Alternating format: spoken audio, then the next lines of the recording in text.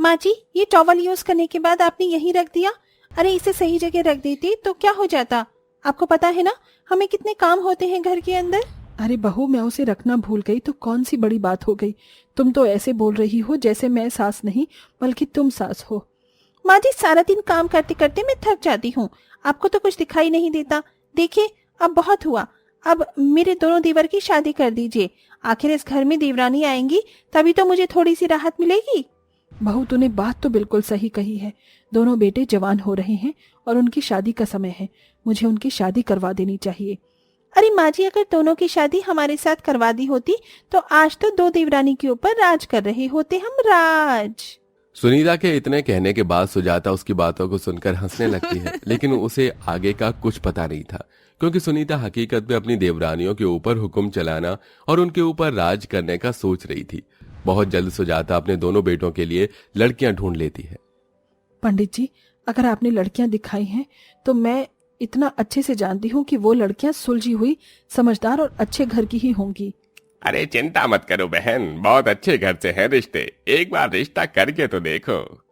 सुजाता पंडित की बात मानकर अपने दोनों छोटे बेटों का रिश्ता करके अपने घर पर दो बहू और ले आती है, जिसका स्वागत सुनीता अपने हाथों से करती है।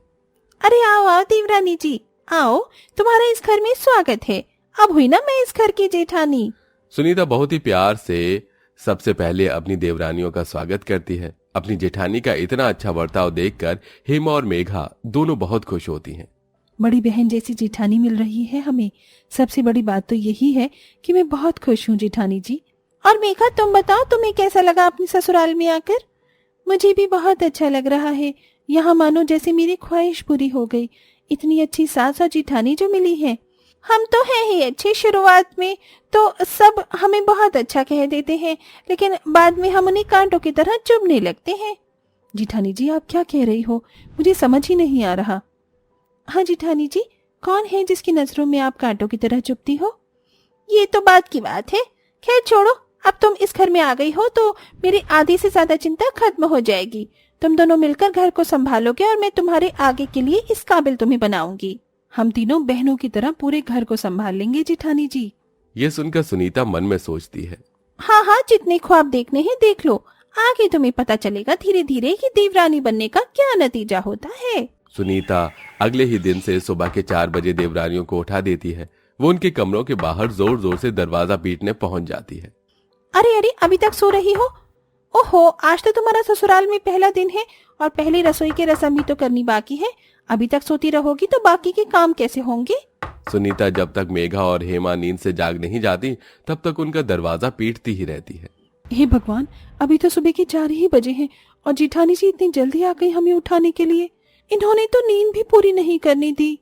दोनों बहू नींद से उठकर फौरन नहा धोकर जेठानी के पास आ जाती हैं।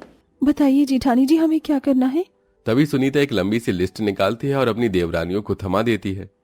पहले तो सुबह की मंडी से ये सारी सब्जियां लेकर आओ।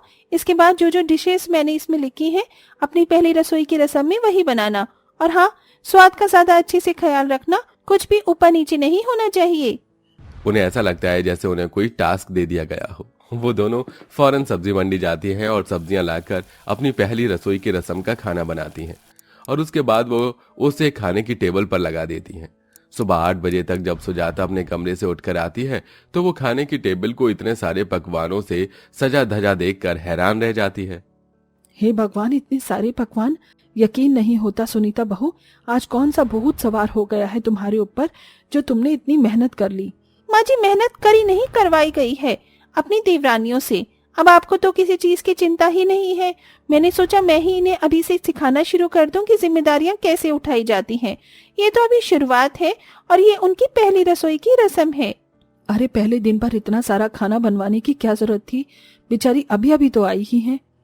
ये सुनकर हेमा और मेघा दोनों मन ही मन सोचती हैं, काश की जेठानी जी हमारे बारे में थोड़ा सा सोचा होता। कितनी मेहनत लगी है इतना सारा खाना बनाने में। अरे जब गृह प्रवेश हुआ था तो ऐसा लग रहा था जैसे जेठानी नहीं कोहिनूर का हीरा मिल गया हो, लेकिन अब ऐसा लग रहा है जैसे क्यों जेठानी मिली है हमें। सबसे ज्यादा तो जेठानी अपनी ही चला रही है। मेघा और हेमा दोनों ही पहले दिन से ही परेशान हो गए थे और अभी यही नहीं, सुनीता आने वाले दिनों में भी उन दोनों को बहुत ज्यादा परेशान करती है। वो उन दोनों से घर के काम करवाती है, जिसके चलते मेघा और हेमा दोनों ही बहुत ज्यादा परेशान हो जाते हैं। हे भगवान, मैं तो बहुत ज्यादा थक गई हूँ। हमारी जेठानी तो हमसे बहुत काम बताती है, चैन से बैठने ही नहीं देती। मैं तो भगवान से दुआ करती हूँ कि हमारी जेठानी अपने मायके ही चली जाए। इनके जाने के बाद थोड़ी सी शांति तो मिलेगी घर में। मानो उस वक्त जैसे मेघा की जुबान पर सरस्वती का वास हो। इतने में ही सुनीता अपनी सास के कमरे में जाती है और उनसे कहती है, माँ जी, मेरी माँ की तबीयत ठीक नहीं है, मुझे मायके जाना है। अरे बहू, ऐसी बात है तो वो अभी ही निकल ले। जा, ऐसे वक्त में तुझे वहीं पर होना चाहिए। सुजाता इतना कहकर सुनीता को भेज देती है। सुनीता जब अपने मायके चली जाती है तो यहाँ मेघा और हेमा दोनों बहुत खुश होती है। चलो शुक्र है, घमंडी जेठानी हमारी मायके तो चली गई। हमारी जेठानी मायके चली गई। ओए होए ओए होए, अब तो मजा ही आ गया। अब तो हमारे ऊपर हुक्म चलाने वाला कोई नहीं होगा और हमारी बेचारी सास तो कुछ बोलती ही नहीं है। हेमा और मेघा सुनीता के जाने के बाद सुबह देरी से उठती हैं। धीरे धीरे सारे घर के काम करते हैं और प्यार प्रेम से सारे काम करके आराम भी कर लेते हैं। उन्हें अपनी जेठानी के जाने के बाद परेशानी नहीं होती। इसी के चलते वो दोनों घर में खुशी से रह रही होती हैं। क्या बात है, तुम दोनों जब से सुनीता गई है बहुत खुश नजर आ रही हो। क्या तुम्हारी उसके साथ बनती नहीं है? माँ जी, आप भी कैसी बातें कर रही हो? बनेगी तो तब ना, जब जेठानी जी हमारे साथ अच्छे से रहेंगी। अरे वो तो पूरा हुक्म चलाती हैं, जेठानी होने का घमंड दिखाती हैं। सही कहा आपने माँ जी, अब तो हमें इंतजार रहेगा कि कब जेठानी अपने मायके जाएंगी। अच्छा, तो ये बात है। तुम उसके मायके जाने पर खुश तो हो, लेकिन तुम्हारी जेठानी का क्या होगा जब तुम दोनों अपने मायके चली जाओगी? क्या कहना चाहती हूँ माँ जी? मैं समझी नहीं। हाँ माँ जी, मुझे भी कुछ समझ नहीं आया। अपने कान इधर लेकर आओ, मैं तुम्हें समझाती हूँ। सुजाता मेघा हेमा के कान में फुसफुसाकर उन्हें कोई प्लान बताती हैं, जिसे सुनकर वो दोनों हंसने लगते हैं और अपना सामान पैक कर लेती हैं। जैसे ही उनकी जेठानी अपने मायके से लौटती है तो दोनों देवरानी अपना सामान उठाकर अपने मायके चली जाती हैं। अरे ये क्या बात हुई? अभी तो मैं अपने मायके से आई हूँ और तुम फौरन अपने मायके जा रही हो। हाँ, हमें अपने मायके वालों की याद आ रही है। मैं भी अपने परिवार वालों से बहुत समय से मिली नहीं हूँ। ऐसा कहकर मेघा और हेमा दोनों ही अपने अपने मायके चली जाती हैं। उनके जाने के बाद घर के सारे काम सुजाता सुनीता से करवाती है। ये देखो, घर के अंदर चारों तरफ जाले ही जाले लगे हैं।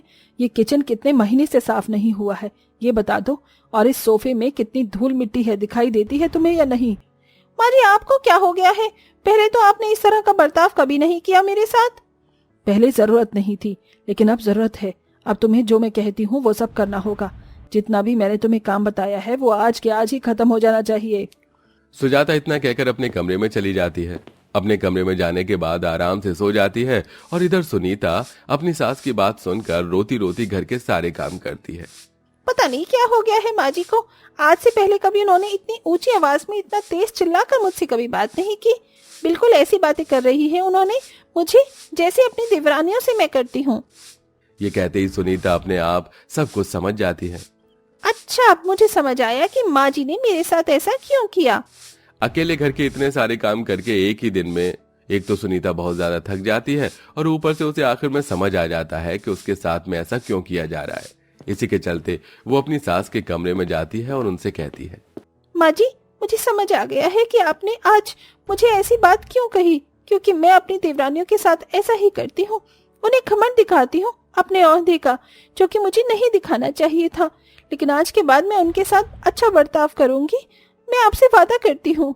मुझे तो लगा था बहू तुम्हें समझाने में थोड़ा टाइम लगेगा और मुझे इस खेल में मजा भी आ रहा था, लेकिन कोई बात नहीं, तुम्हें बहुत जल्दी समझ आ गई। अच्छी बात है, मैं कल ही तुम्हारी देवरानियों को वापस बुला दूंगी। सुजाता अगले ही दिन मेघा और हेमा को वापस बुला लेती है, जिसके बाद सुनीता उनके साथ देवरानी जेठानी नहीं बल्कि बहनों की तरह रहने लगती है। वो तीनों मिलकर घर संभालते हैं। अब से मेघा और हेमा को अपनी जेठानी के मायके जाने का इंतजार नहीं रहता। अब वो उनके साथ खुशी खुशी रहने लगती हैं।